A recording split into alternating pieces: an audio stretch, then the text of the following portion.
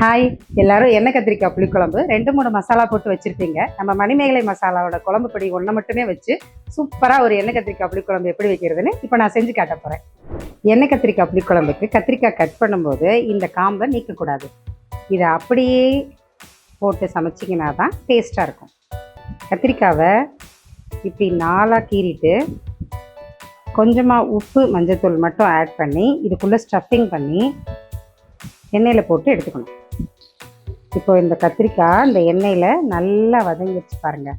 வதங்கினோன்னே இதை பவுலில் மாற்றிக்கலாம். நான் கத்திரிக்காய் வதக்கிறதுக்கு நல்லெண்ணெய் யூஸ் பண்ணேன். இப்போ நம்ம பாண்டியன் ஆயில் ஸ்டோரோட கடலெண்ணெயை தான் தாளிக்கிறதுக்கு யூஸ் பண்ணுறேன். புளிக்குழம்பு, மீன் குழம்பு அதெல்லாம் கடலெண்ணெயில் தாளிச்சிங்கன்னா அதோட அரோமா சூப்பராக இருக்கும். அதே மாதிரி குழம்பு மேலே அப்படியே எண்ணெய் பிரிஞ்சு மிதக்கும். அதுக்கு நீங்கள் கடலெண்ணெயில் தான் தாளிக்கணும். எண்ணெய் சூடானோடனே கொஞ்சம் கடுகு பொரிஞ்சு வந்தோடனே கொஞ்சமாக வெந்தயம், கொஞ்சம் சீரகம், கருவேப்பிலை, இந்த சின்ன வெங்காயம். இந்த குழம்புக்கு ரொம்ப முக்கியம் இந்த சின்ன வெங்காயம் தான். வெள்ளைப்பூடு, கொஞ்சமாக டேஸ்ட்டுக்காக பெருங்காயம், தக்காளி, வெங்காயம், தக்காளி எல்லாமே நல்லா வதங்கி வரும்போது நம்ம மணிமேகலை மசாலாவோட குழம்பு மிளகாத்தூள் 1 ஸ்பூன் ஆட் பண்ண போகிறேன். ஏன் இதிலே ஆட் பண்ணுறேன்னா குழம்பு நல்ல ரெட் கலராக தெரிகிறதுக்காக இதில் ஆட் பண்ணுறேன். உங்களுக்கு எவ்வளோ தேவையோ, எவ்வளோ பேர்த்துக்கு குழம்பு வேணுமோ அந்த அளவுக்கு ஆட் பண்ணால் போதும்.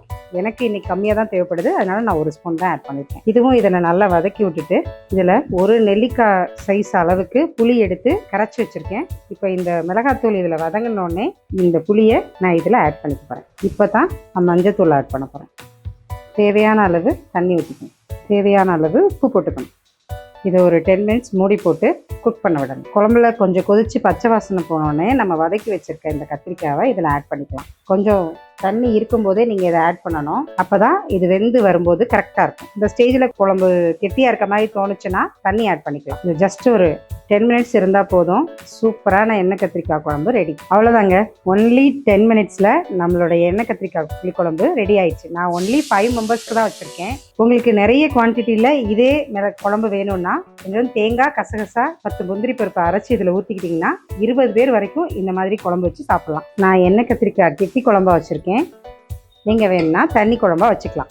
இதை கடைசியாக கொத்தமல்லியை தூவி சர்வ் பண்ணால் சூப்பரான எண்ணெய் கத்திரிக்காய் புளிக்குழம்பு ரெடி.